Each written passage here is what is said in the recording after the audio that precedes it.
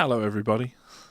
It's that time of the month. It's the end of the month, so it's time for a live stream.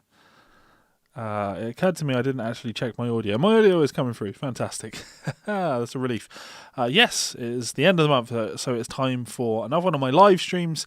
We are going to be looking at the Voldemort of standards today. We're going to be looking at John Coltrane's Giant Steps. We're going to be looking at a recent jam that Carver Hand did over this tune. We are going to look at Mattia Mancuso's take over this particular tune. We're going to talk about the chord changes a little bit. We are going to talk about the mindset for playing over things like this. I say, coming from the perspective of somebody who doesn't play over this very well. And hopefully we're going to be able to steal some ideas from these particular players and kind of get in the mindset of how they're doing what they're doing. These are two very different takes on Giant Steps. One of them is a lot more traditional, one of them is a lot more modern, and that's cool. So I am going to be walking you through this process this evening using my guitar, which I have just to hand here, and my piano, which I have just to hand here, which should be fun. Playing more and more piano on streams, which is good, right? I guess that's confidence. Yeah, piano's fun. And I'm going to mention organ because I've got a great video of someone playing this particular tune on the organ. Hello, Jamie. How's it going? Hope you're well. Yeah, so lots to talk about with this one. So for those unfamiliar with the tune Giant Steps, without playing. Sorry, how do I phrase this? Without getting a copyright strike and playing the original version, Giant Steps is a tune written by John Coltrane. It's the famous contrafact of his famous tune that he has written over these set of changes. In reality, I think a jazz scholar would tell you that the tune Countdown, came first, which was kind of a tweak on the Miles Davis tune Up, Countdown. Countdown is a set of chord changes that we don't need to go too deep into the theory of these, but there's some modulates through a lot of different keys. We're moving in a cycle of major thirds. It's very much John Coltrane's changes. In fact, these are so often just referred to as the train changes because these are his. This is his baby. This is what he put a lot of his time into in that particular era of his career in soloing over. And there's a lot to consider here. And, a big part of Arpeggio April, plug for Patreon. If you want to join us for Arpeggio April, you can still get involved in that. I've got a routine going up tomorrow looking at diminished 7 arpeggios. Giant Steps is a great tune to look at for this because it's just major 7s, dominant 7s, minor 7s. So it's a great vehicle for the practice of those particular arpeggios. So let me just talk you through the changes on Giant Steps.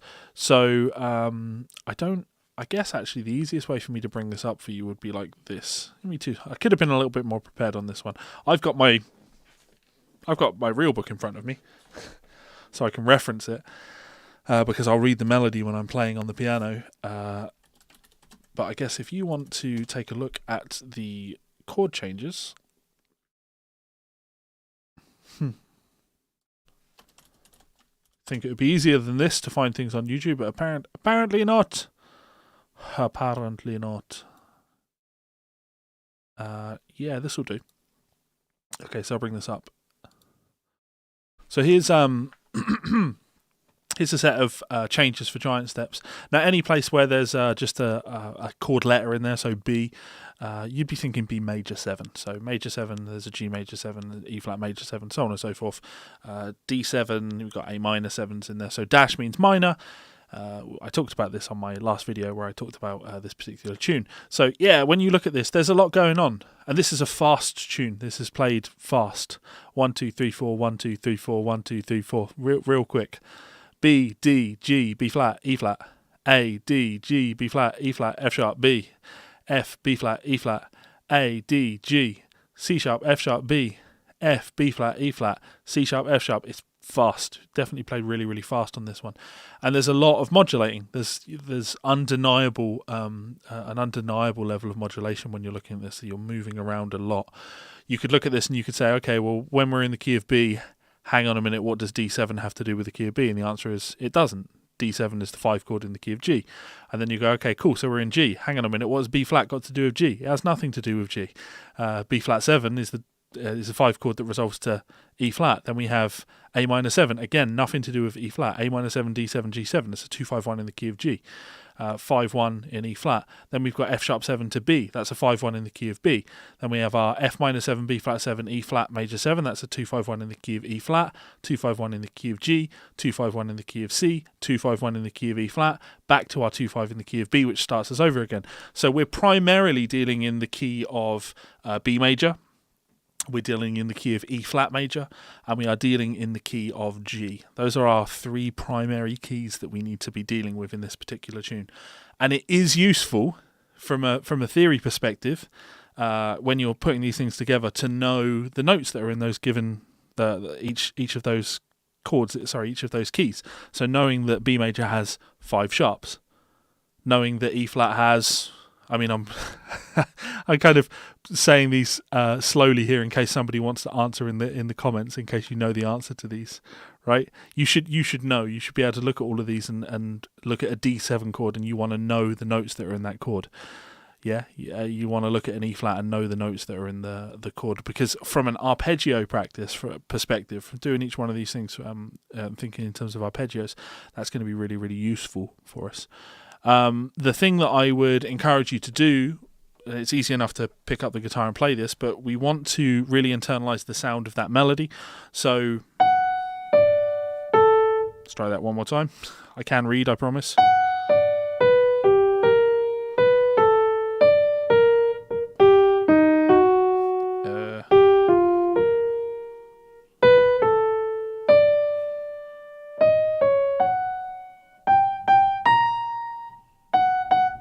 As our melody, we want to be really familiar with that, because I think when you're trying to play along to this tune, the chord changes are happening so fast you can't think each individual chord. You want to be thinking through the changes. That's our goal when playing this. So there are a few versions of this that we're going to look at today. If I just bring them up, we are going to be looking at that's the Mattia Mancuso one. Let me just get this is the Carver Hand one. So this is definitely a more traditional approach to playing over giant steps. Very Coltrane-esque in its nature. It's melodic cells. He's using a cellular-based approach to playing over this. So it's going to sound like this.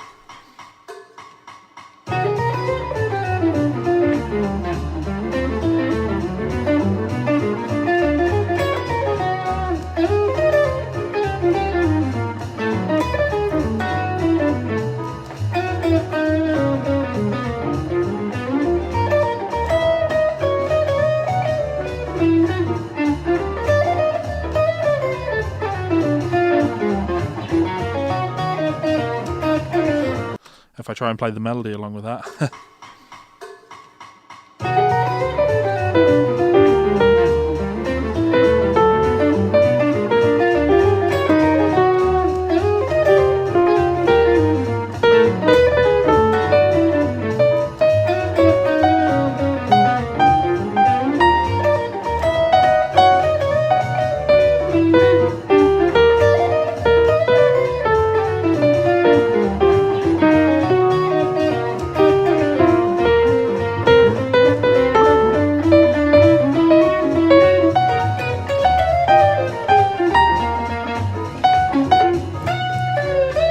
So a traditional kind of like a traditional approach to that. When you listen to Coltrane playing over it, he's playing it with that sort of vibe. Then we've got Mattia Mancuso's take on this. Now his take on this, the track that he's playing over for this is a fair bit slower. It's got a more Latin vibe to it. It's definitely nice, but the melody will just fit over the top. We can still play that melody over the top. And I want to keep restating this melody, because when it comes to improvising over this, playing melodies, being able to hear the chord changes is real tricky. And really, to me, the idea of the way you hear a song, hear a set of chord changes, having a bass note movement and a melody movement is a great way to do that, because it's going to give you the sound of that chord progression no matter where you are. So.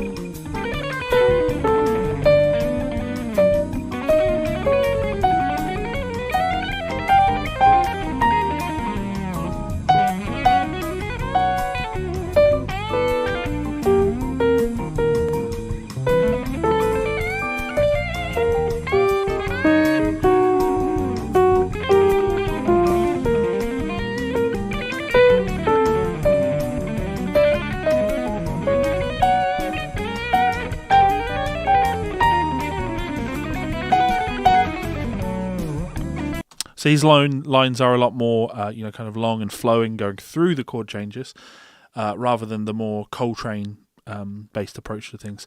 Now, like I say, in order to play this tune, learning the melody is really important. Knowing the chord progression is really important. So why not? We have a guitar.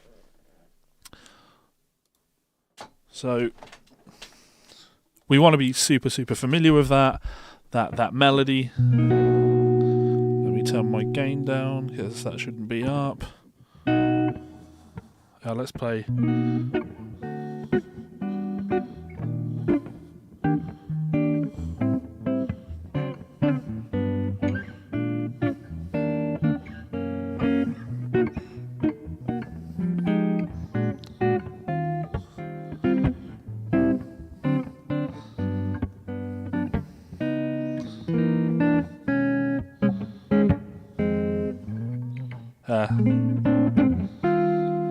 So playing through that real slow, you want to be able to hear your chord changes and hear your melody. Ba, ba, ba, ba, ba, ba, ba, ba, da, ba, da, da, da, da, ba, da, da, ba, da, da, ba, da, da.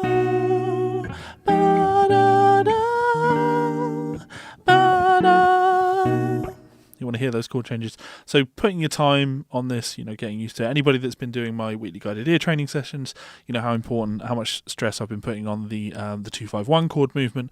I want you to put your time into that. I want you to get used to that and familiar with that. Speaking of which, big thank you to all my wonderful supporters over on Patreon. Richard is in the chat. His name's on that list somewhere. If you want to be like these awesome people and get access to my weekly guided practice routines, my weekly guided ear training sessions, and all of my transcriptions that I put up there, you're going to be able to download these Giant Steps transcriptions tomorrow.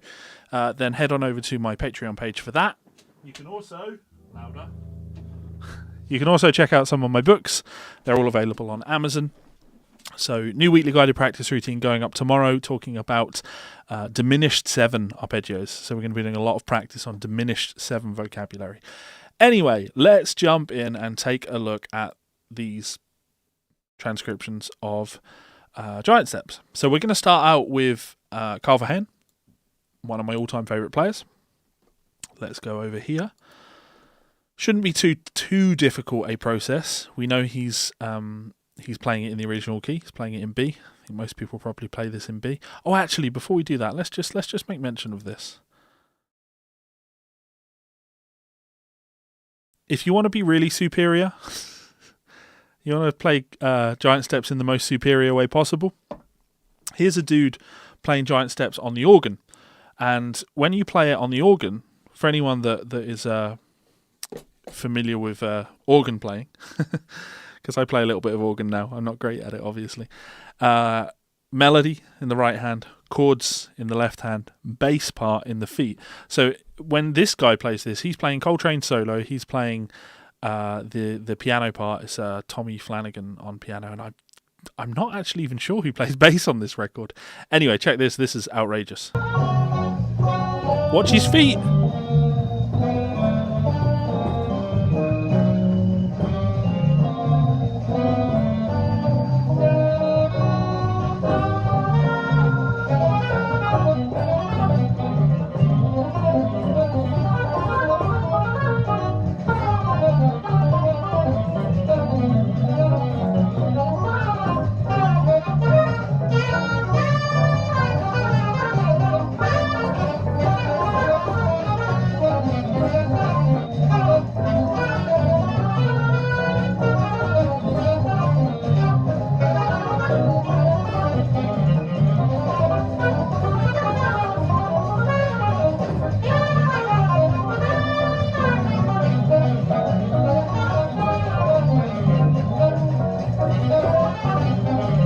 I can't comprehend the levels of, musical proficiency one must have in order to be able to pull shit like that off. So, yeah, well done, sir. Well done, sir. Organ is one hell of an instrument. Anyway, let's crack on. Hopefully Carl makes it to the UK. I know he's got a European tour booked, and obviously the UK isn't part of Europe anymore. We were barely part of European tours when European tours were happening before, but now it's just become nightmarish for bands to come over. Okay, let's crack on. So nice and easy. Process very simple. I'm going to hear what he plays. I'm going to sing the melody. I'm going to write the melody out. So simple melody. Ba-da-ba-ba. Ba-da-ba-ba-da-da. Ba-da-ba-ba-ba. Ba-da-ba-ba-ba-da-da-da.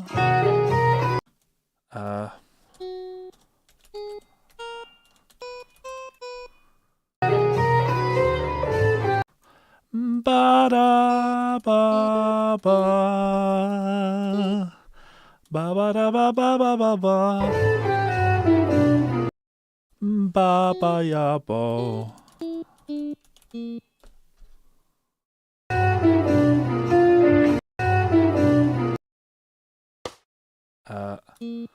He does hit that, even though you can tell he's very clearly going for the third, but he does hit the flat third of G. Ba-ba-ya-bo. Now, the trouble with doing things like this is accidentals. Let's put the beaming in. Accidentals in this is going to be a nightmare. I would be inclined to not put a key signature in for this. Just purely because you're going between flat keys and sharp keys so often, it makes more sense to just put in what you need. So we can put our chords in like this. Nope.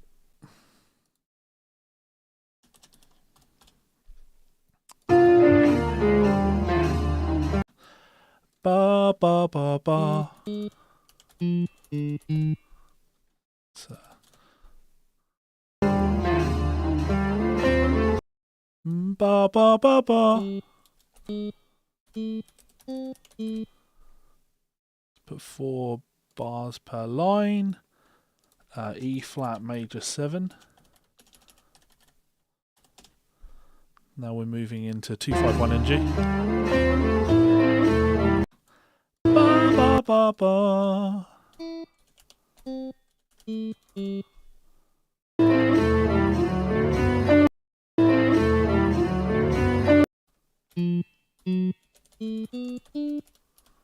Great.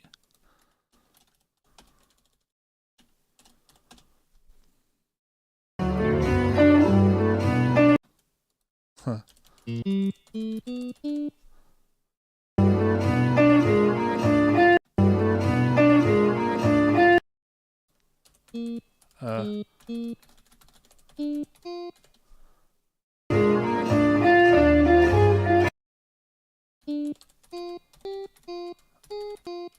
That's the first point on this where he's not really hit that chord very well. G major 7, B flat 7, Paul Chambers. If I was going to tune a guitar to B standard, would I just get a 7 string? It depends what it is that I'm playing. Because, I might get a baritone. Mike, Party Cannon, tunes to B standard, and I did just tell him to get a 7 string, so maybe. So here he's not, can't spell it apparently. E flat major 7. So here he's not really hitting the sound of the chord, he's missing the chord there. But there, that's solid. Resolving to B.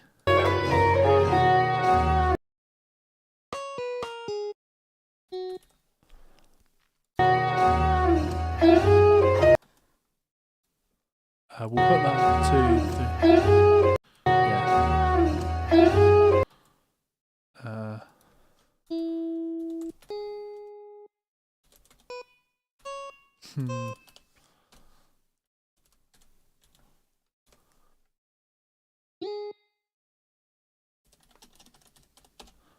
See, I like stuff like this because it's usually very easy to transcribe.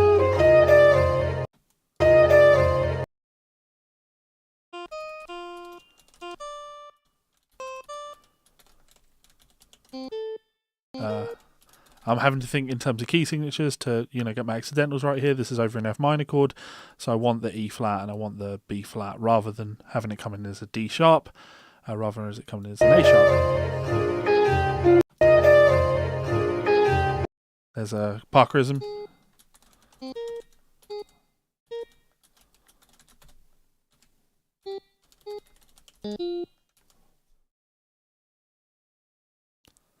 So this is F minor 7 going to B flat 7.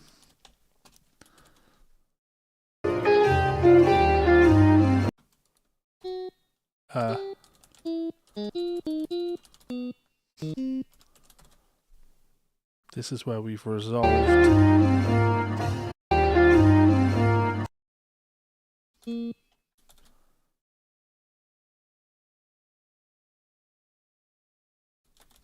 Yeah.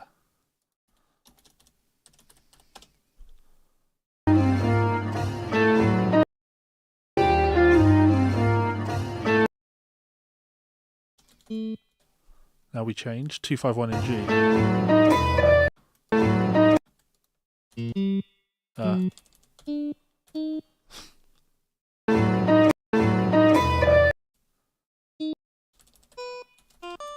Doesn't fit the chord.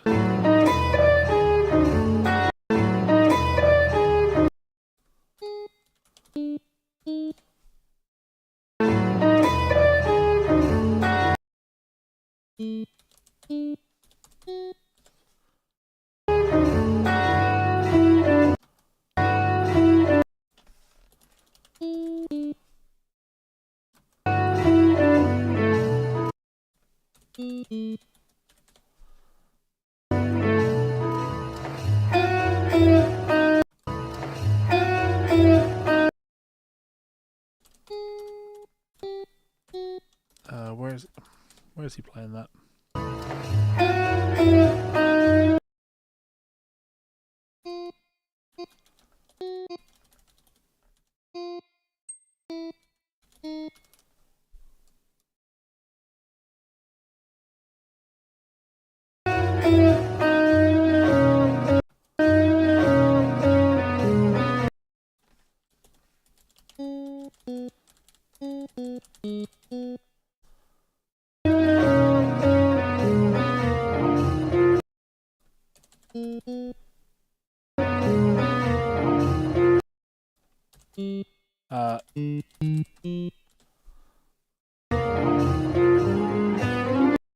So let's get our chord changes in there.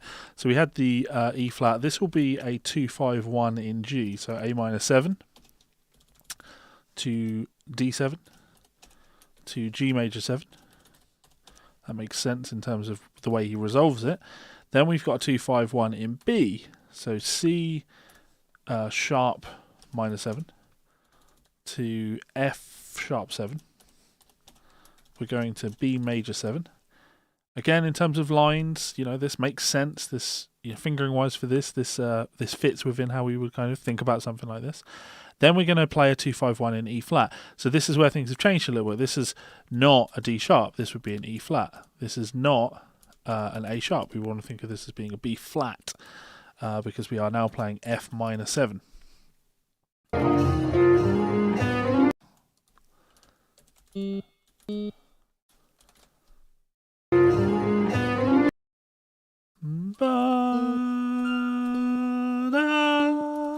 Here, moving up flat third.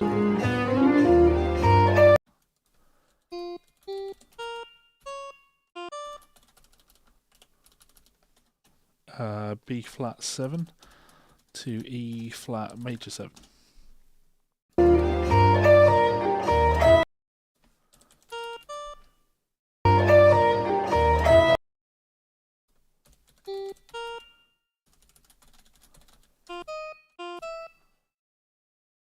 This is our 2-5 in B.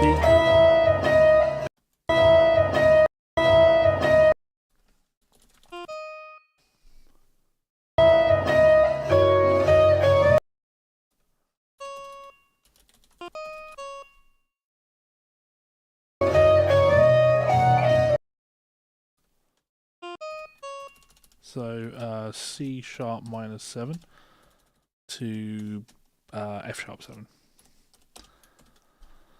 And then it's B major 7.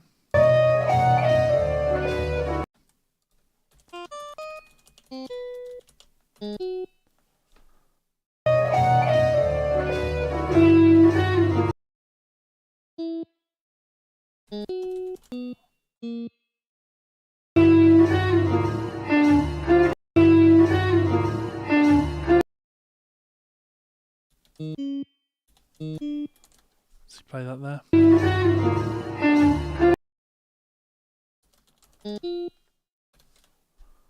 Again, we'll put our chords in. It helps you to understand what's happening. So B major 7, going to D7 to G major 7. Then we change to the B flat 7.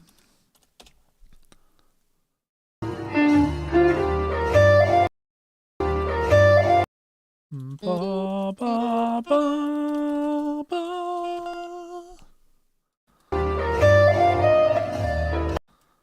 Then we've got that same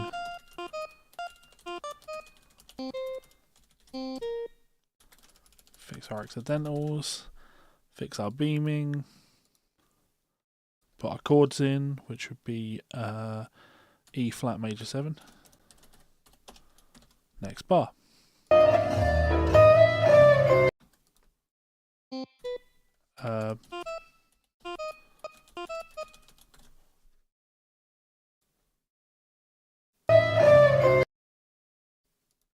Ba ba ba ba.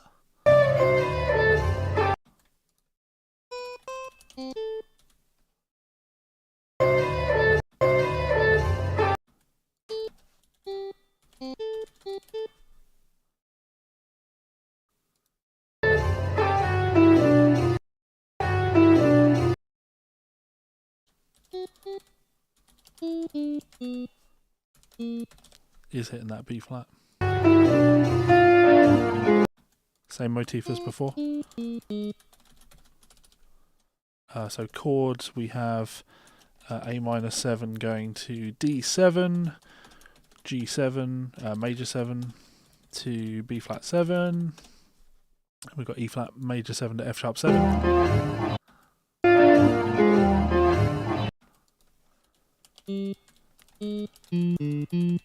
Same motif as before.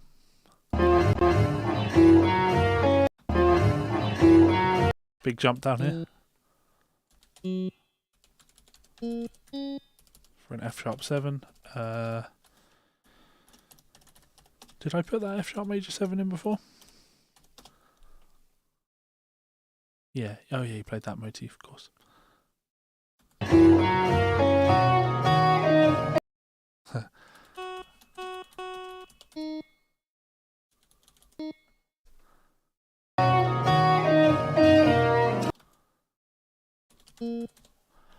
Ba ba ba ba ba. Which is a nice line for a B major 7.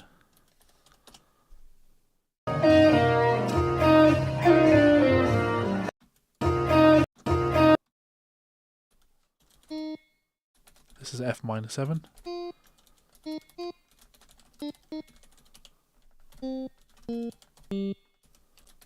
I would expect it to be that, but my memory tells me he played something slightly different. No, he does play that. Ba, ba, bo, ba, ba, bo, repeats. So 2-5, F minor 7, B flat 7 to E flat major 7.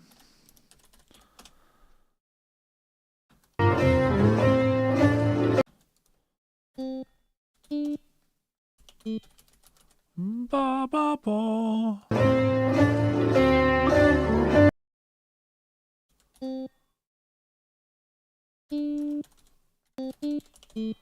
Sounds like a pull off.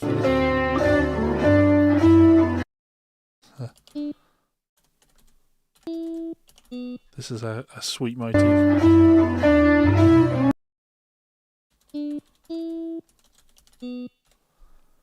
Up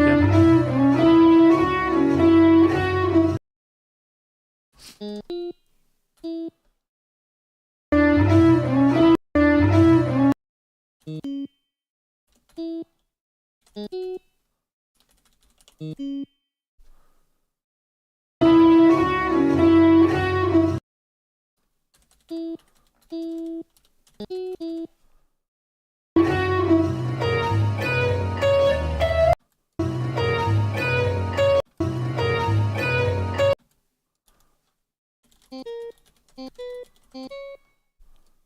Break our beaming.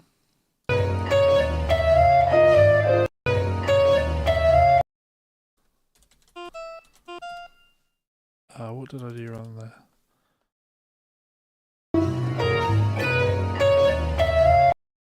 Oh, there's a rest missing.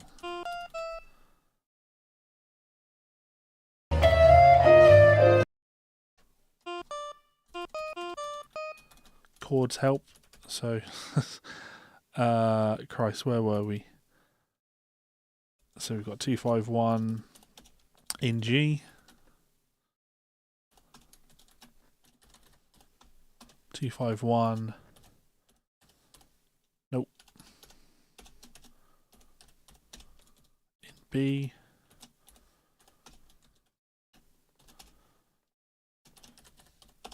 Moving to 251 in E flat.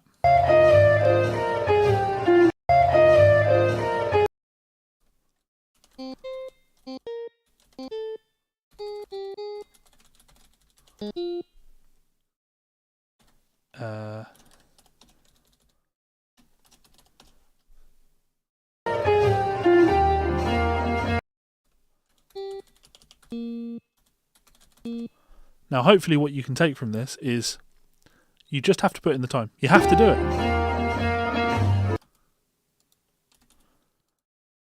The more time you put in at things like this, the easier it becomes.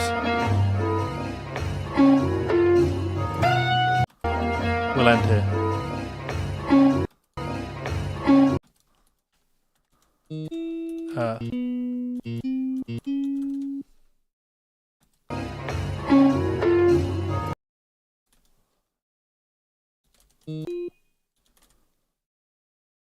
Okay.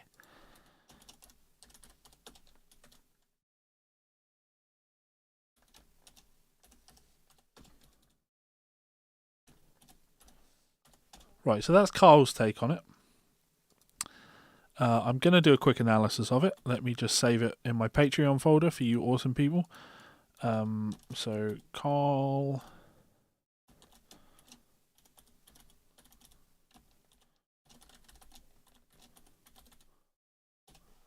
As I say, this will go up for everybody to download tomorrow, along with the weekly guided practice routine, apparently. All right, let's jump over. Let's grab the guitar. See if we can make some sense out of what Carl's doing here. Shouldn't be too tricky. So, if we just treat each motif, you know, as its own thing over a B major 7 chord, playing, that's a major 7. Oh, sorry, major sound. Why is there so much drive on that today? That's me playing the 5th, 6th, 7 and 1 of B.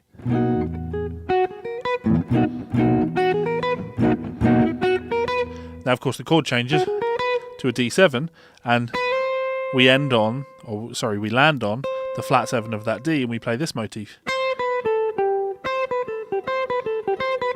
Again, D7, flat 7, 6, 5, 4.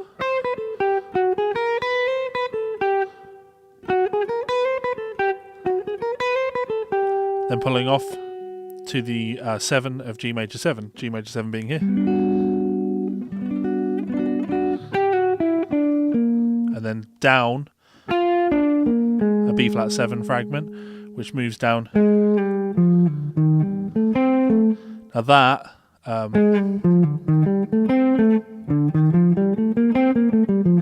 that's treating that like a Lydian. It's kind of cool. So and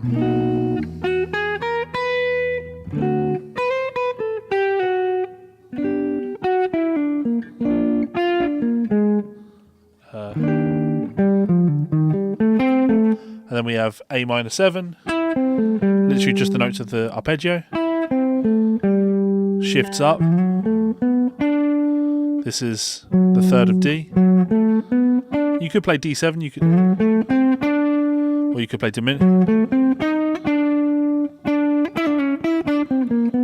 my ear wants to do that. My ear wants. Sorry.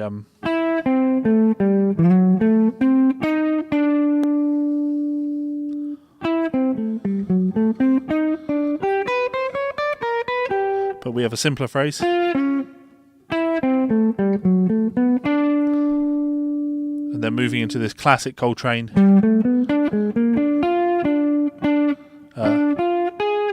That's not tidy, that. So this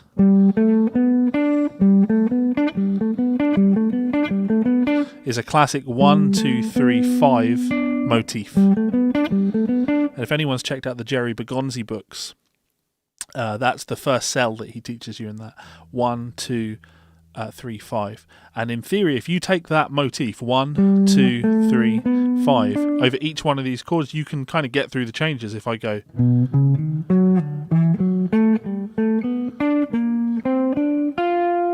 let's play... Yeah, I'll do it like that. B flat. That gets me through. That's me just literally ascending up on the B. 1, 2, 3, 5 to D. 1, 2, 3, 5 G. 1, 2, 3, 5 B flat. 1, 2, 3, 5 E flat. 1, 2, 3, 5. And you can keep kind of doing that. Minor pentatonic, the fragment's ever so slightly different. You want to play 1 flat 3 4 5. So your 2 5 A minor would be minor fragment. 1 flat 3 4 5 D. 1 2 3 5, and then to my G. And you know when I play that, sorry, going to. You can hear the chord changes and they're really nicey. Sorry, outlining the chord changes. So nice little approach that can be done, and that's what Carl's fragments there reminded me of. So E flat major 7, he's not really hitting the chord all that well, because we've got, which funnily enough, ba ba ba ba ba ba ba ba, definitely doesn't fit that chord all that well. But he's thinking about transitioning to his B, and he hits. And again, if we look at these notes, what do these have to do with an F sharp 7? Starting up 5th of the chord, 5 4 3 2, ending on the 5th of our B, which helps us nail that chord change. Then we're going to shift up. Now we're into F minor. Again, starting on the flat 7. If I put bass notes underneath these,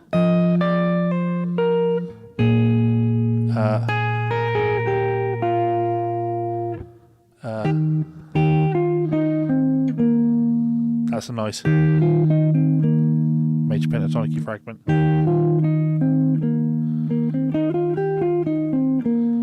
So that whole fragment,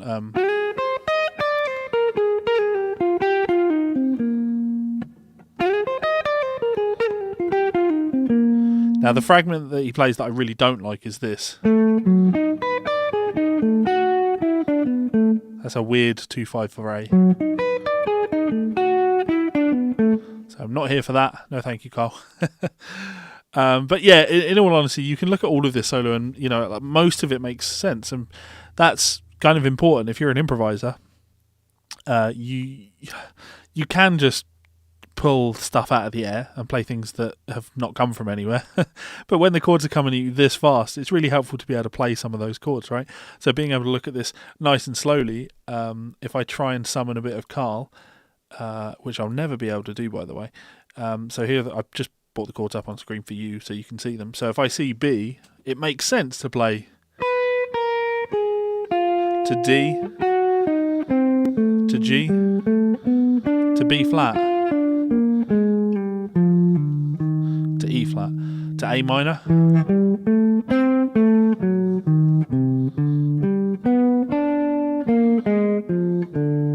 let's go E flat,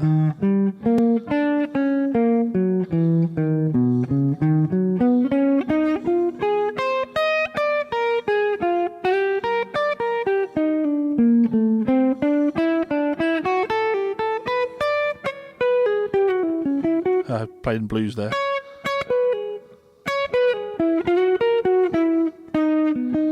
So I'm playing just 4-note motifs over each one of these, and each fragment I've played there is very much from that Carver Hand school of thought. And to be fair, when Carl's doing this, he's playing like Coltrane. And I always talk about this, the limitations of guitar are the bitch for all of this sort of study and practice. Because for a saxophonist or a pianist, if you want to play over a B major 7, you want to play this motif, let's go B, sorry. That's the motif you hear. You can play it like that on the guitar, but you could also play or. There's all these ways we can do it, and if you wanted to play B, that motif, go into the same motif over the D, well, I could do it like this, or I could play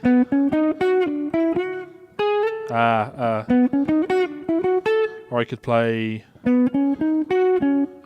D, or I could play D.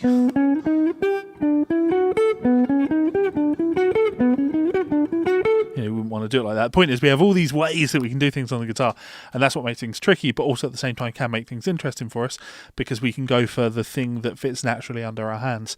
So yeah, taking your time on a chord progression like this and saying B major, cool. And then for our D, let's think this, but let's play to my G. So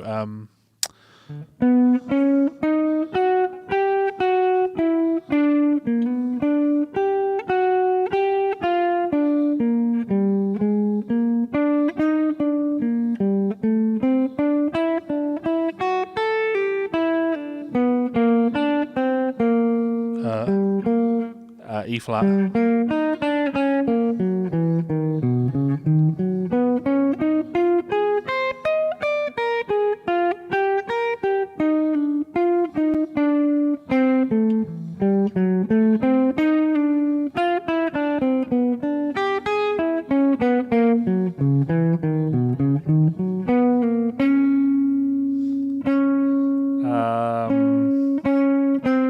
Yeah, do that.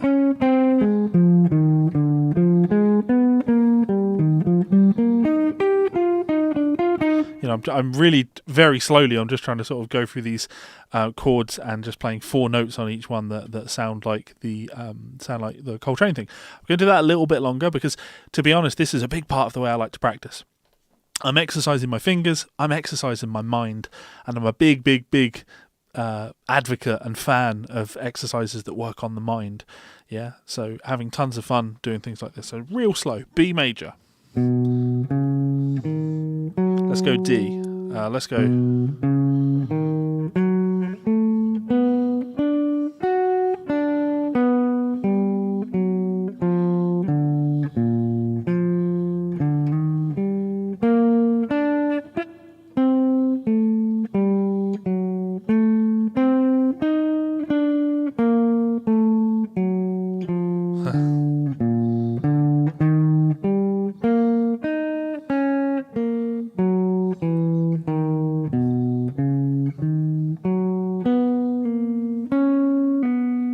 B, F minor.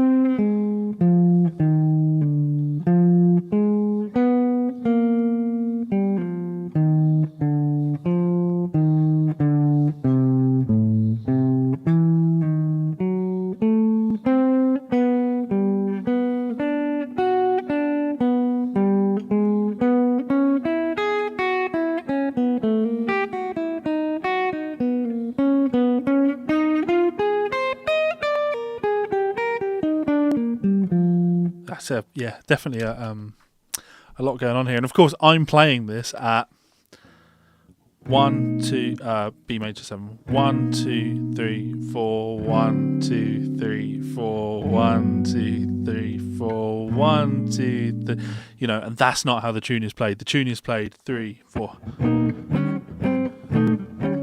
One more time.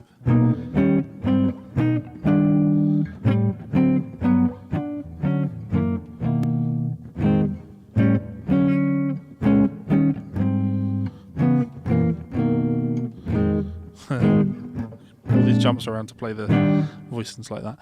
Yeah, it's a lot. It's a lot. So to be able to do this fast, like Coltrane, you're da da ba da ba da.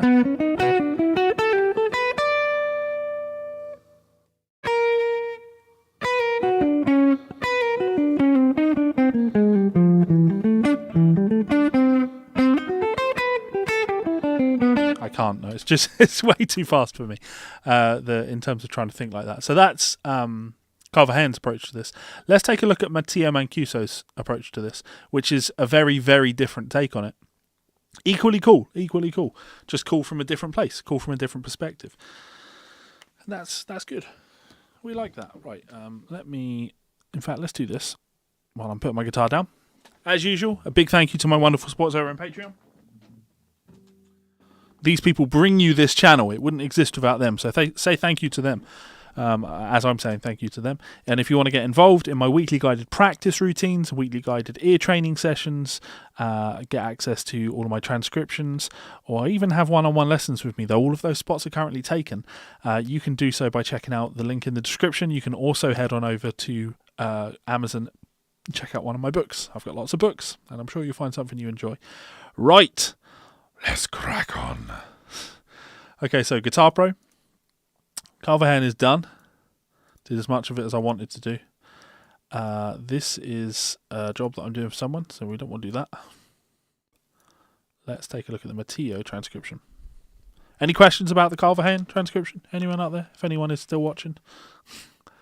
Sometimes these transcriptions feel like a ghost town. We have had someone, Derek, has joined up for us on Patreon, so thank you very much, Derek, if you're watching. I assume it's because you're watching. In fact, no, someone else. Right, cool. So let's look at Matteo. Levi, do you have a book on hybrid picking? I'm obsessed with Brett Garced. Lee. Look at the second book down here. Hybrid picking guitar technique. I don't have a copy to hand, so I can't lift up a copy for you. But yes, I absolutely have a book on hybrid picking. I have an entire book devoted to hybrid picking technique, and there's lots of Brett Garced in there, because Brett is one of my biggest influences. So yes, hybrid picking guitar technique. My last book. Go and check out a copy. If you think my Travis picking book is top tier, then you'll think my hybrid picking book is top tier, because it is top tier. So thank you. Thank you for giving me that option to plug.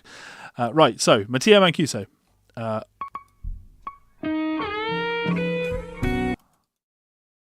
I'm going to put all of the whammy bar stuff in on this because I think it's relevant to the way he's phrasing, because he does choose to stop using it at one point.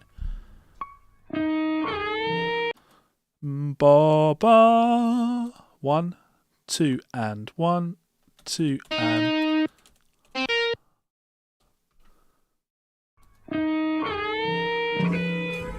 That's interesting.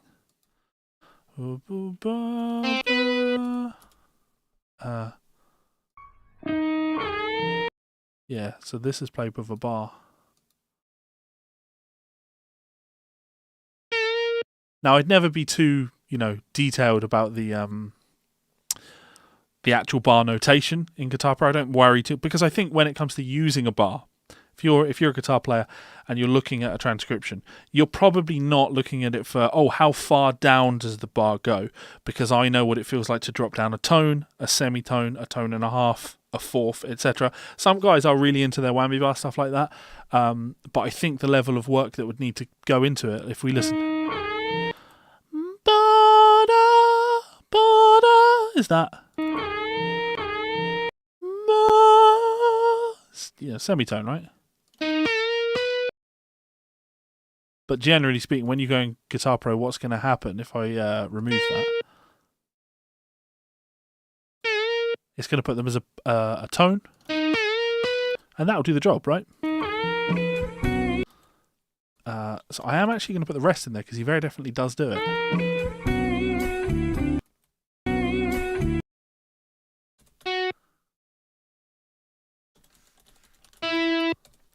Put a whammy bar vibrato on that.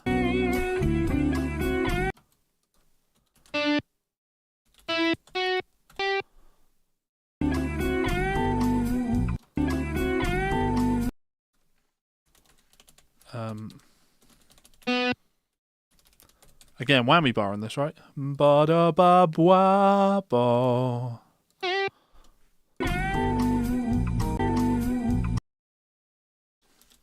Whammy bar vibrato on that.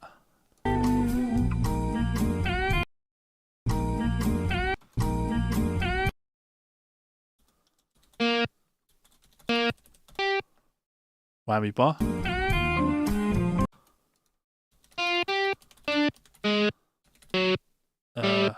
Where does he play that? Need to put that whammy bar notation on there.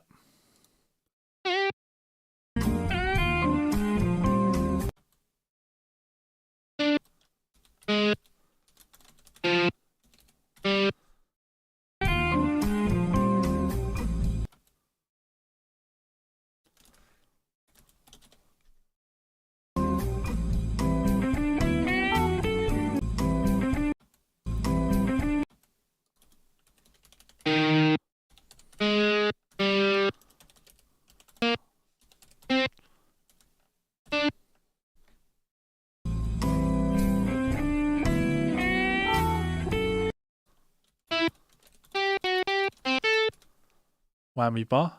Ba ba da ba.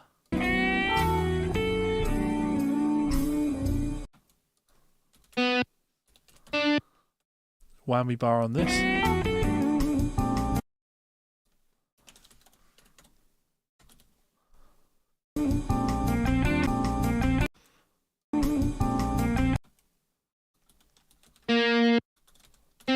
Very different approach, right? Very, very different to the way Carl's playing over it.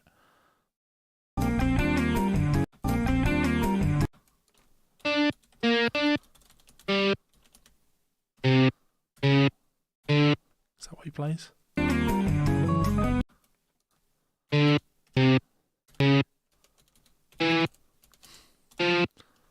Jeez. Is that what he plays there? Yeah. Let's start putting our chords in. I should also do this. So nothing in the first bar. It's a lead in. 2-5 in B major. So D7. Nope.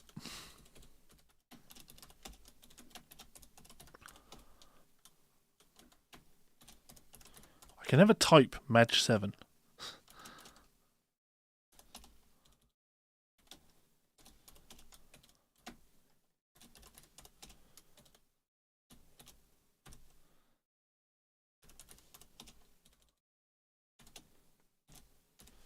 That's arpeggio substitution.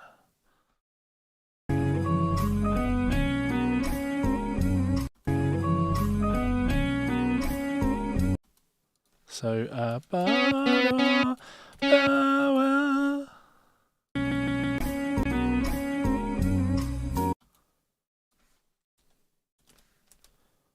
let's whammy bar vibrato.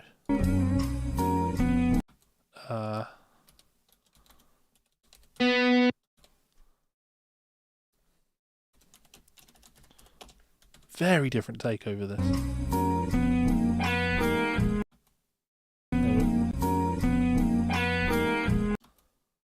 Ba-ya, ba-da, ba, ba-ya, ba-da. This would be, in terms of analysis of this, even though the chord here would be F minor 7, going to B flat 7, he's thinking B flat 7.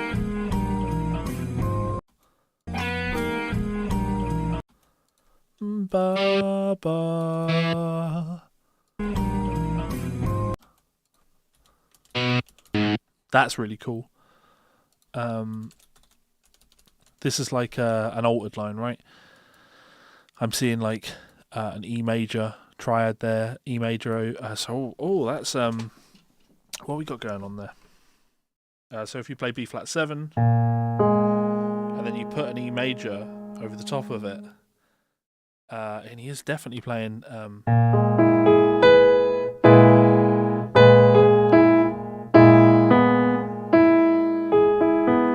That's the sound. minor. No, yeah, B flat 7. Beautiful.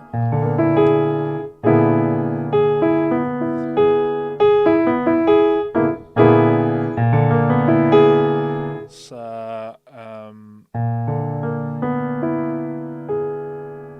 it's a flat 2. You're seeing how my mind works now. Very much Scott Henderson influence on that, yeah. So this is our sus. Yeah, sus 4.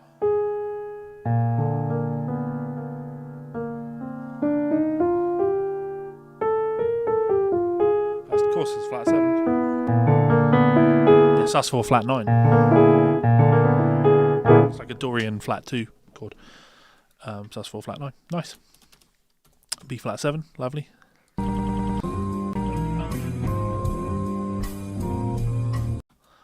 Whoa, whoa.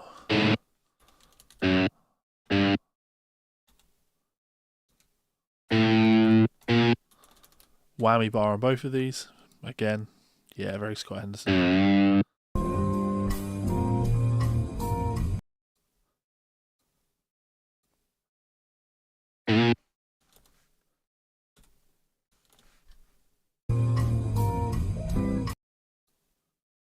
I'm actually even going to put the dive in on that.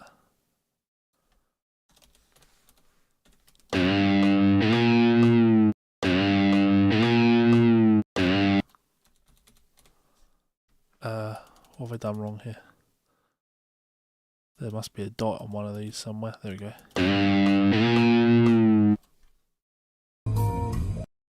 And that's a real dive off though, isn't it? So let's go.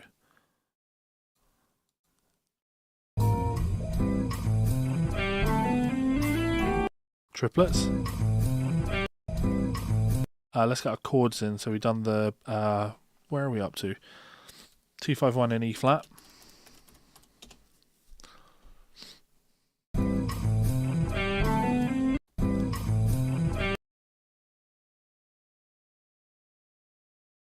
Yeah, 251 in G.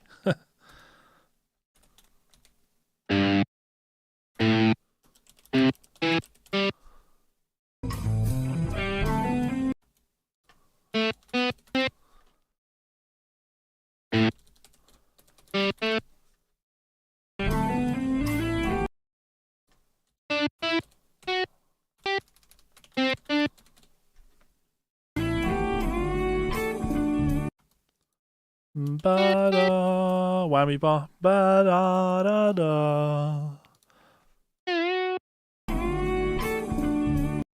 Ba-ba.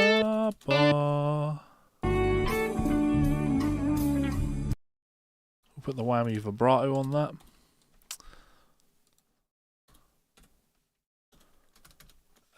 A minor 7 going to D7. Going to G major 7. And we've got a 2-5 in B. 2-5-1 in B.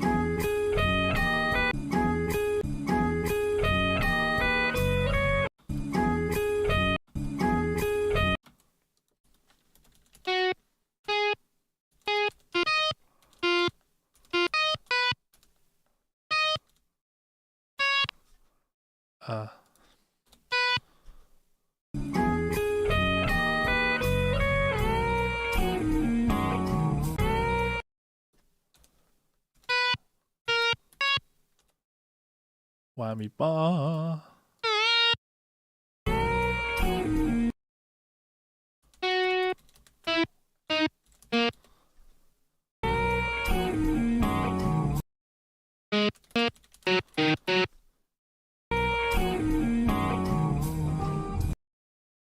Whammy bar. Vibrato.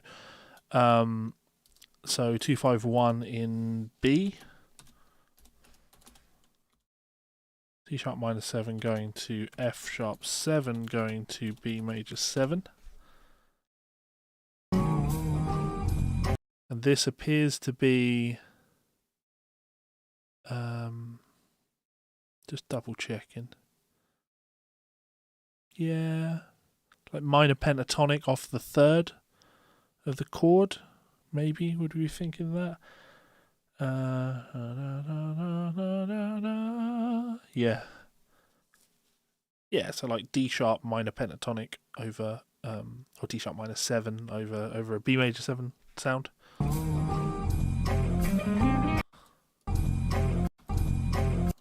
Ba ba. Now we're into 16th.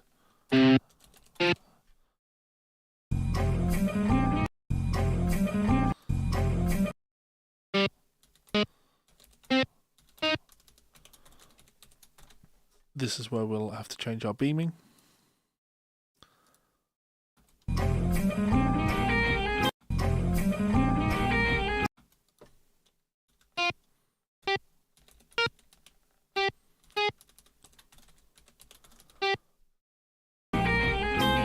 That's a hammer, not a slide.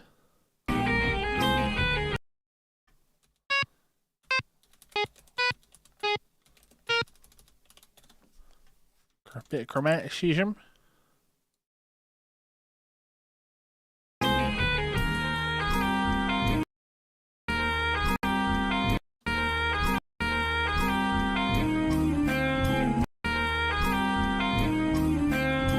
Yeah, it's 16th notes. Ba. Where are we? We are 251 E flat.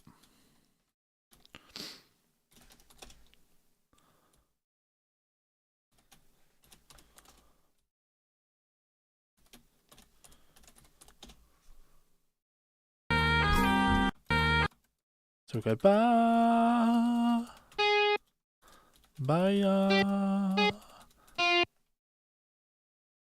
Actually, just gonna beam like that.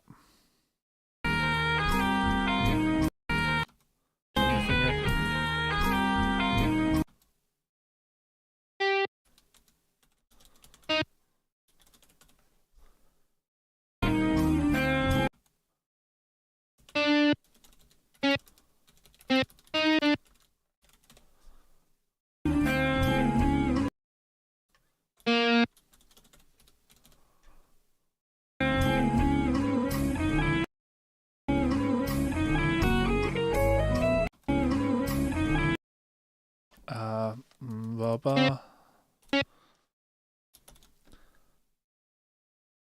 Did we get back to the start here? Well, okay, that's why. It's because we've got the pickup. So I need to do this to make sure we're sticking to that 4 measures per line. Yeah.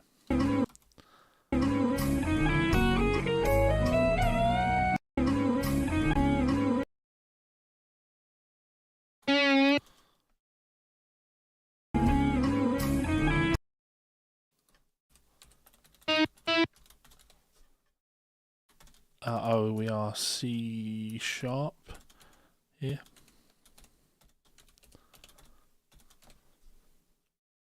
E major.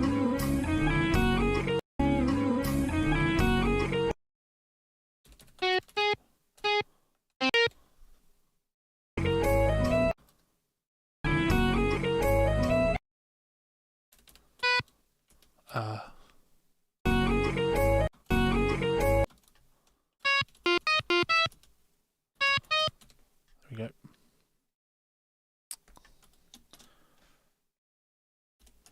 C sharp minor 7 to F sharp 7. Get those questions coming in, people. Ask me things about what I'm doing. Because otherwise I might as well not be doing this on a live stream. Unless you guys are getting involved, what's the point, right? I want your input.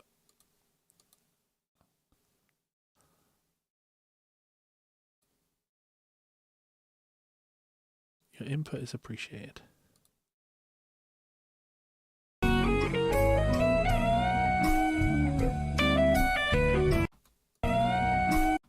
So we're going to go up to the 5th whammy bar.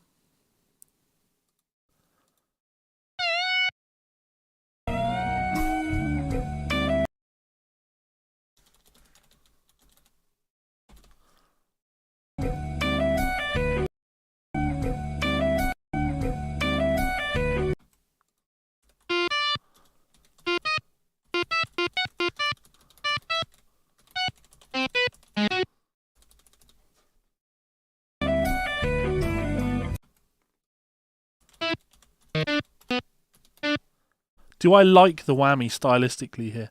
That's a really good question. I do. Yeah, no, I do. It's not how I would play it. It's not how I would play it, but it works, I think. I like the way he's using it. We had the comment from Tippy just recently saying giant steps in the style of Scott Henderson. I'm a really big fan of Scott Henderson. He's one of my favourite players, and I love the way he uses a whammy bar.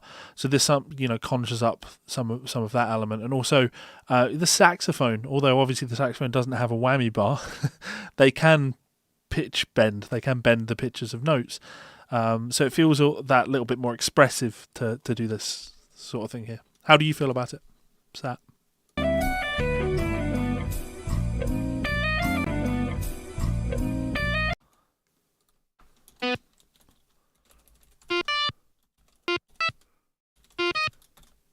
What am I doing?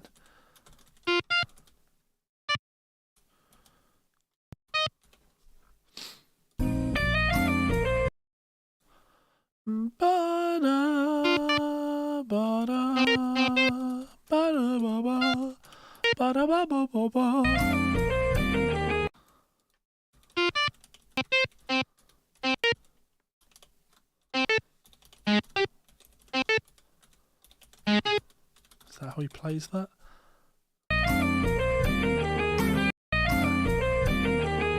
Yeah, it makes more sense that you do it that way. Interesting. I like that fingering.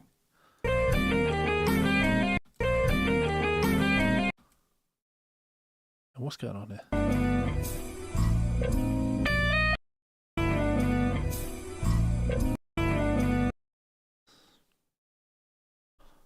What have I done wrong here? There's a...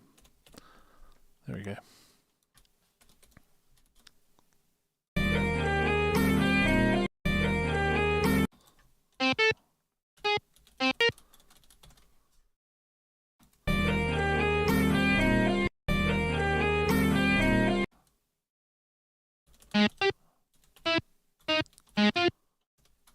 I mean, that's a wild...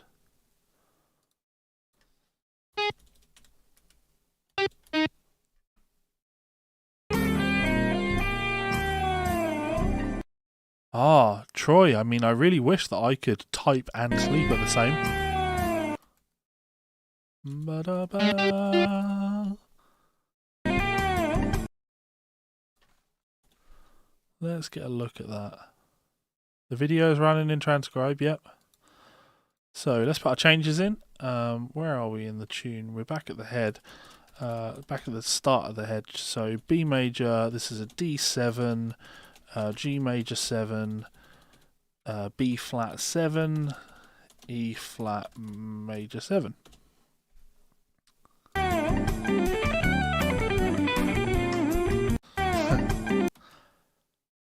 Don't like it, but don't hate it. Fair enough.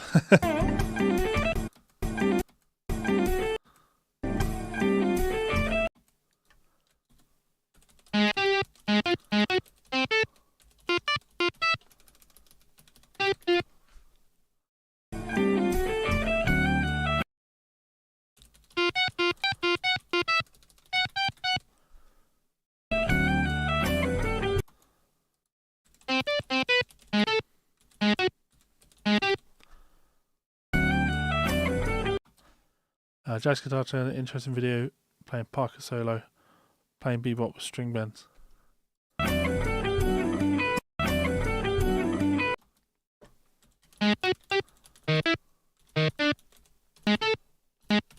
Where's he play that? Up on the B.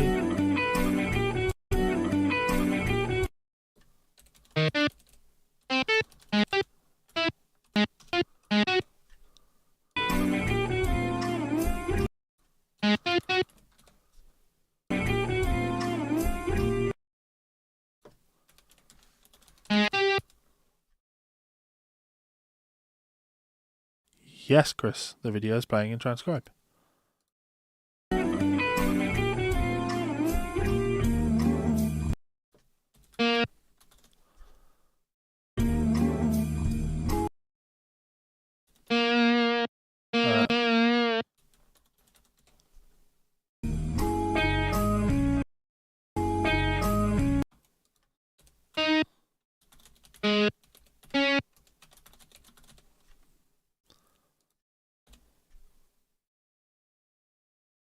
Where did we get A minor 7 to D7 to G major 7 to B flat 7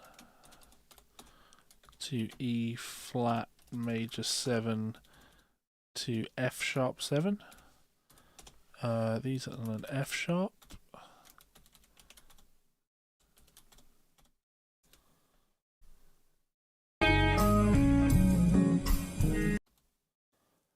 Ba ba ba ba ba ba ba.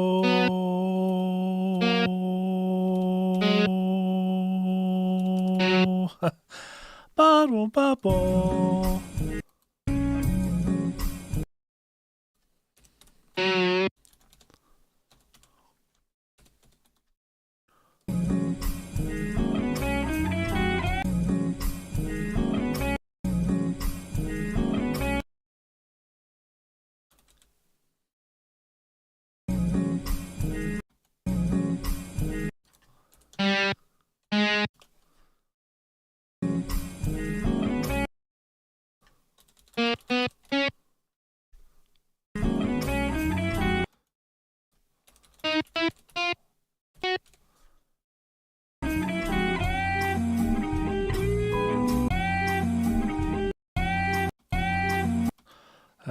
Let's get a bit more context.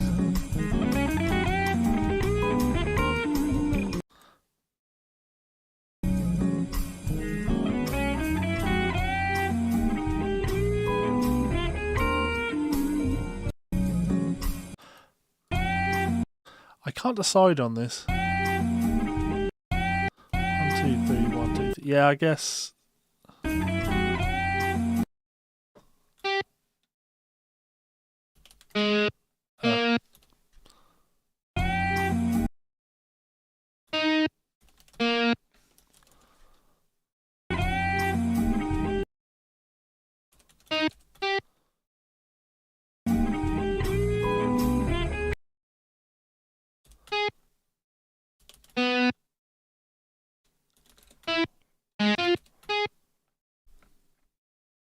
We're just hitting bar on these.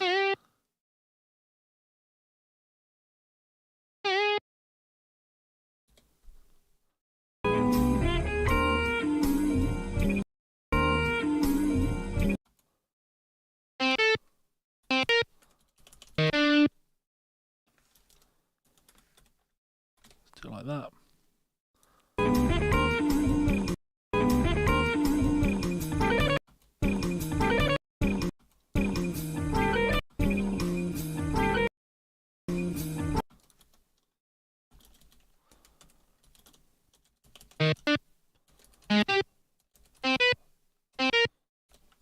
Chords. B major 7, F minor 7, B flat 7. And with that in mind, we can go in and correct our accidentals. E flat major 7. Right, what have we got? It'd be interesting to hear you do a transcription of the Holdsworth cover of Coltrane's Countdown, similar changes to Giant Steps, same changes to Giant Steps, as to Giant Steps. I can't do it, man. I can't transcribe Holdsworth stuff. I don't understand his line framework, the way he creates his lines. They don't make sense to me, and when they don't make sense to me, it's impossible for me to actually do it. Impossible for me to visualize it. Although I've got the video, running here. I don't need the video to know what Matteo is playing, because I understand what he's doing. Whereas if Holdsworth he's playing is so far removed from my understanding, I can't conceptualize when I hear it. I can't imagine how it's being done.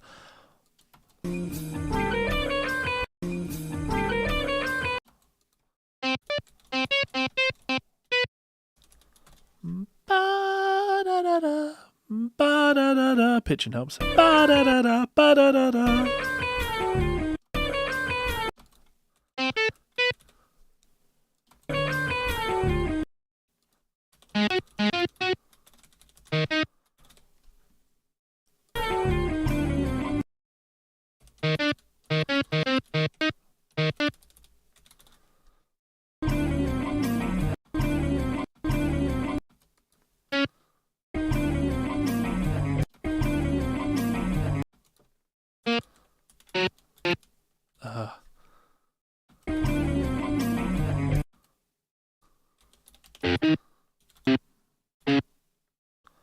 That's wild. Where are we? This is 2-5 in G. So you have A minor 7. Maybe, yeah, that would make sense. And this is a D7. So what do we have there? That's like...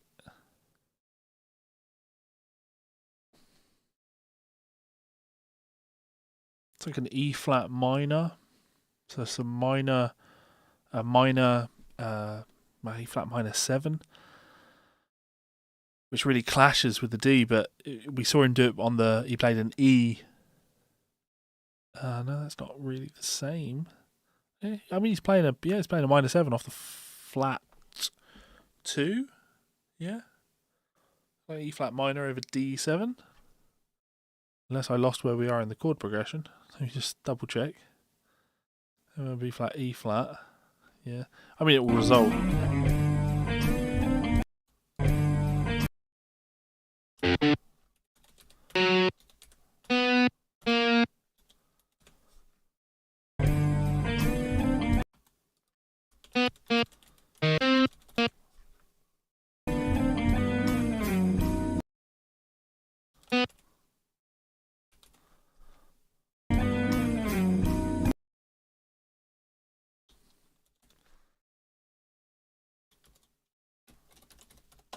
Nearly there, guys. I'm just going to finish the next 4 bars.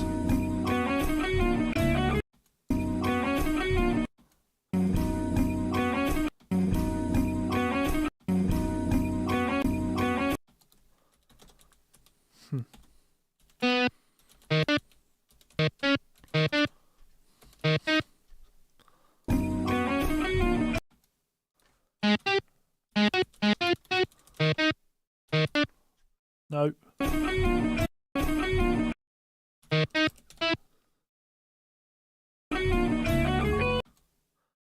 Ba ba ba ba.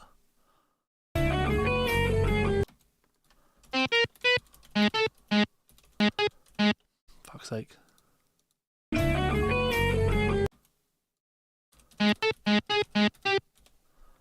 Chromatics. Okay, so we definitely need to start breaking these down into 3 measures per line. Hello, Kevin. Though I don't know who this Clay chap is that you're talking about. My name's Levi.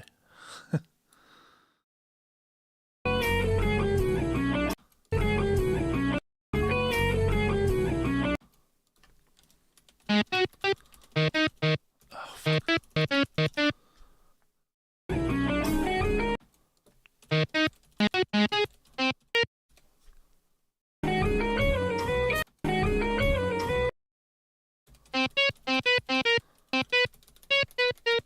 Power on the pull-offs.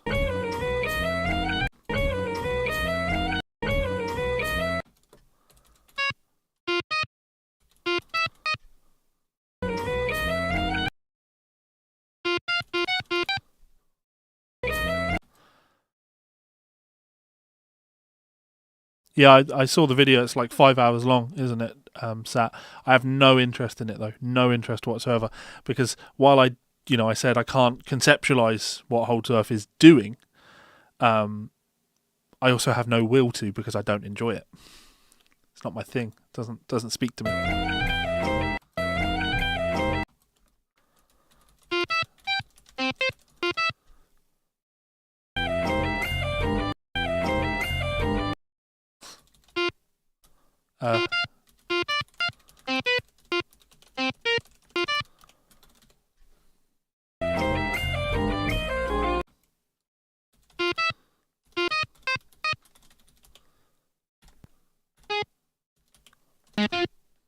Yeah.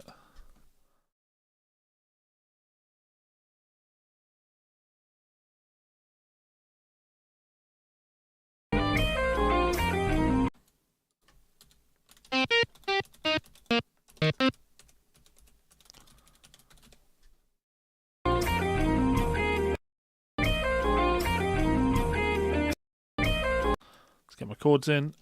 C sharp minor 7. going to F sharp 7, B major 7, F minor 7 to B flat 7, resolving to E flat major 7.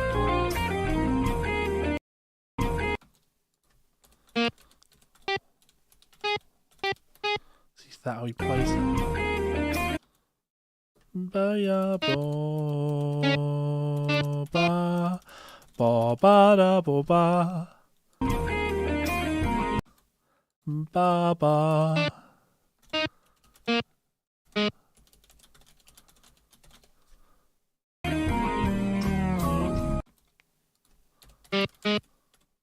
Okay. We're going to stop there. 2 choruses. That's E flat major 7. Right, let's put the tempo marker in. Play it along with Matteo.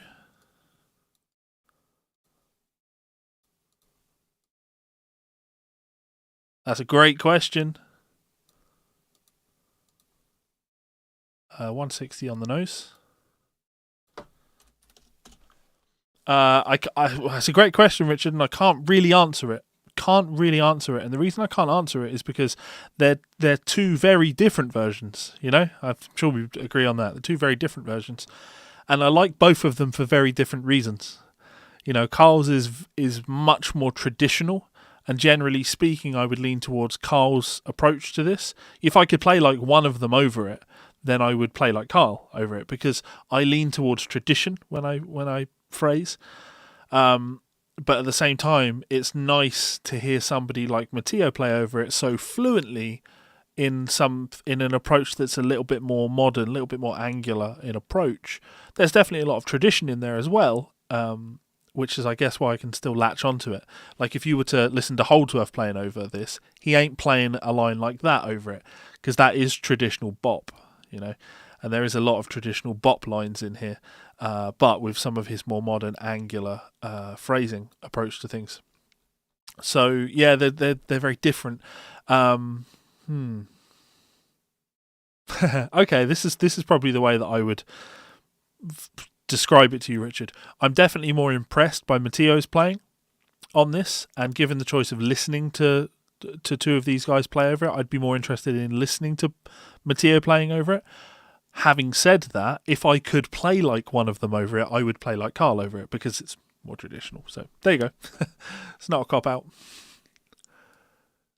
Let's do it along with him. So we're going to go...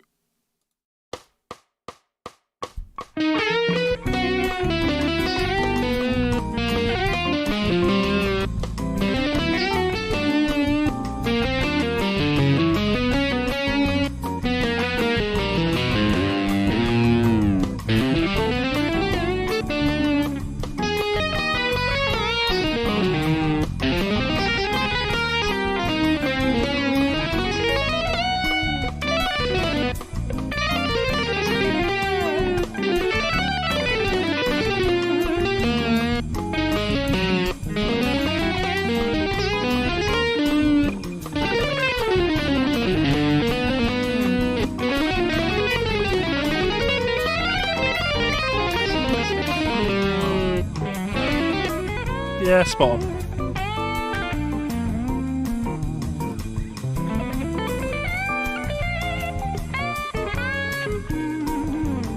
That's so Scott Henderson.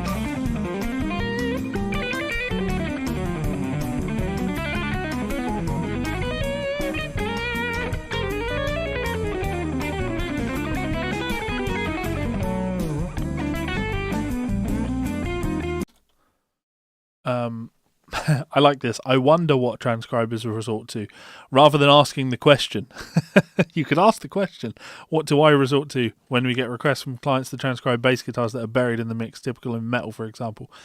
I'm very honest with clients when it comes to things like that. In fact, I've got to the point now where if there's going to be any guesswork involved, I'm not interested in the job. You know, I'm busy enough that I don't need to take on things that are going to result in a less than perfect job result. You know, In the past, though, when I've had to do things like that, I think it's just about being honest with the client and saying, look, I need you to know that I'm having to make some educated guesses as to what's going on here, because it's just too buried to really be able to hear what's going on there. But nobody really wants to do those sorts of things. When I have been doing jobs for bands and things like that, if it's a metal band where that is the case, like I've been talking to a metal band just recently about doing their album for them, and one of the caveats that I threw at them is, you need to provide me with the stems. You need to give me the stems.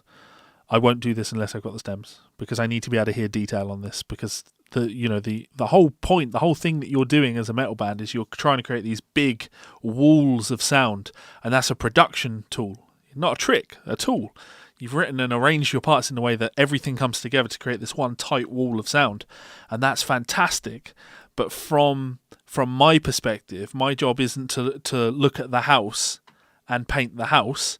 My job is to look at the house and very accurately describe what bricks are involved, and therefore I need that level of detail.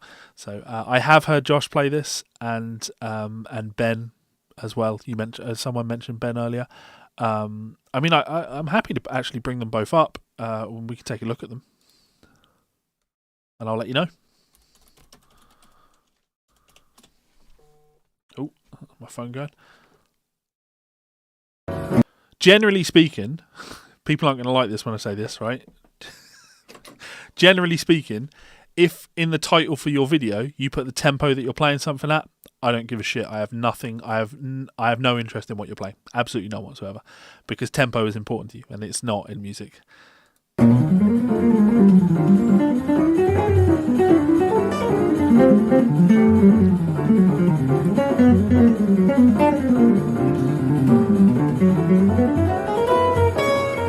So as far as, like vocabulary on Giant Steps goes, Josh's lines are a lot more in line with bop vocabulary, so I don't hate the vocabulary.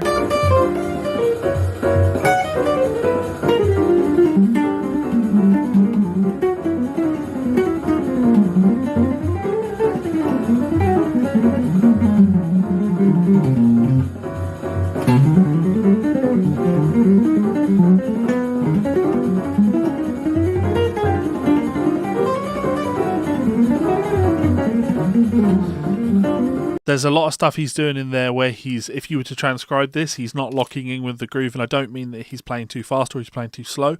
He's cramming more notes in than would fit in an eighth note framework, and that's not accidental; it's deliberate. Like those are the lines that he's playing.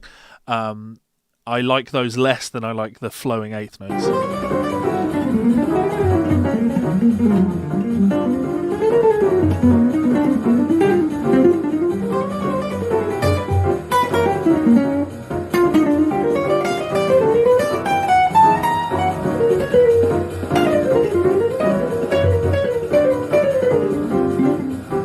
The thing I would say from listening to Josh play is he has fabulous pick attack. I know it seems like a really picky thing to point out, but just really, really nice pick attack. You can really hear it. There's a lot of clarity in there for it. All right, let's check out Ben playing it, and I'll tell you what I think about Ben playing it. That's the wrong screen. Again, same applies. When you're putting the tempo in there, I don't care. Also, when you put the tempo in there and you have a clock behind you, you're trying to say something, and I'm not interested in what it is you have to say. I kind of come back to like the Joe Pass school of mentality when it comes to Giant Steps that he does on the Evening with Joe Pass video, where he talks about like people saying, oh yeah, they don't really know what they're asking for, like, but they've heard the name of the tune, so they're like, hey yeah, play Giant Steps, and they don't really know what they're asking for. They just know that it's a cock measuring competition to can you play Giant Steps.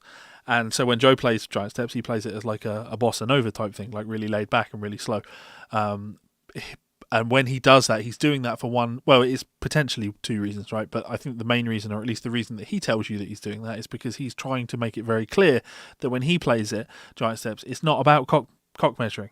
Yeah, it's about playing melodies. So when you're putting your tempos in, you're putting your clocks in, you're worried about how fast you're playing, and I don't give a shit. Did it again, wrong camera. There we go.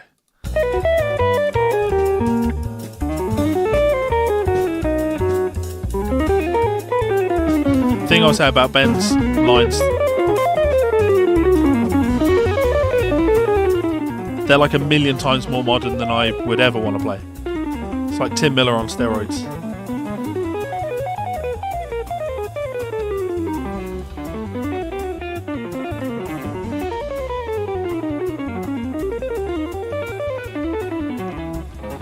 And I think when I talk about playing like that, I don't want people to think that I'm criticizing the playing, because I'm absolutely not. Like, I'm happy to look at Ben's playing and say it's not for me. Like, I don't want to play over it like this.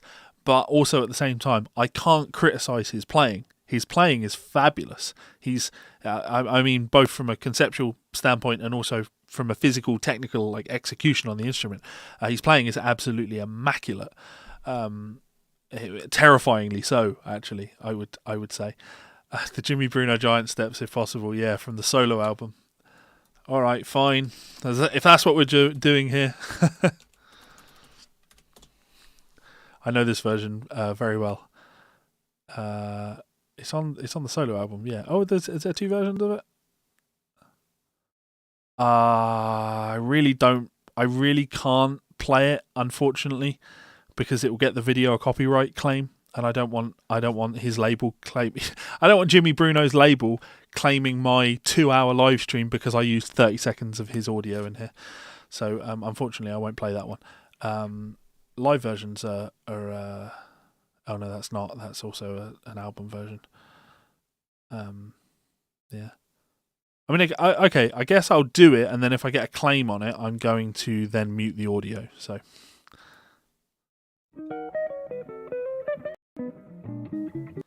That's not the version. Yeah, this is the version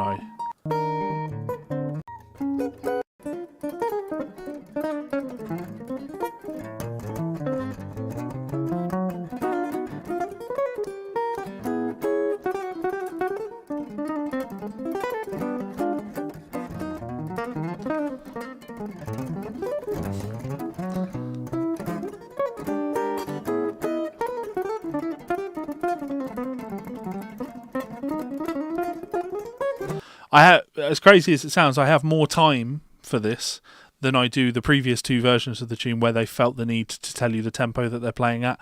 Because even though Jimmy is nowhere near as clean as they are, and would I say it's not as interesting? The vocabulary he's playing is not as interesting. I'll discard that comment.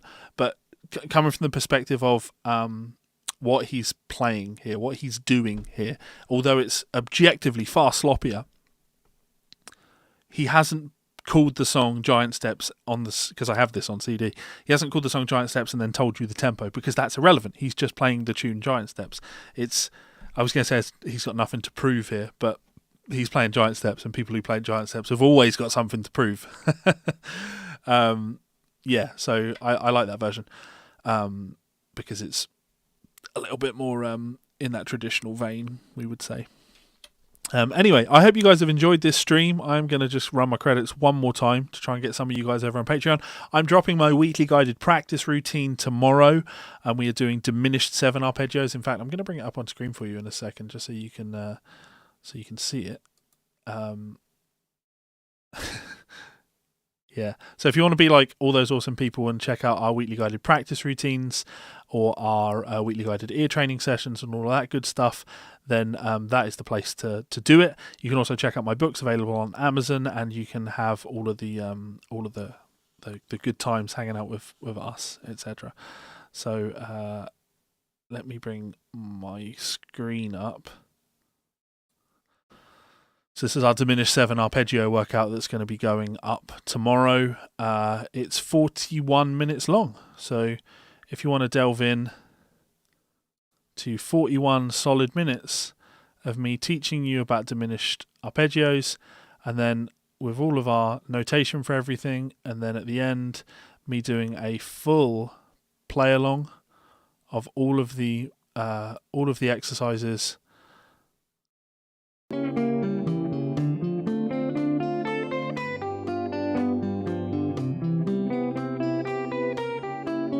All of this stuff.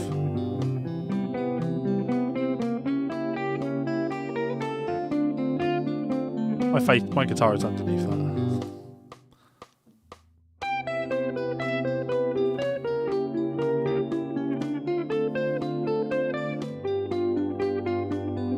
you want access to our weekly guided practice routines, then the best place, or the only place you can do that, is on Patreon. So check out the link in the description. Get involved. Have a great time developing your playing. Stop telling people the tempos that you play tunes at. No one fucking cares. Much love. I've enjoyed doing this stream. That's it. I've cancelled myself with that, haven't I? When the jazz police come after me. Sorry, the modern YouTube guitar jazz police come after me. Thanks so much, guys, and I'll see you for another stream soon. In 2 weeks. I'll see you in 2 weeks. Goodbye. Laters.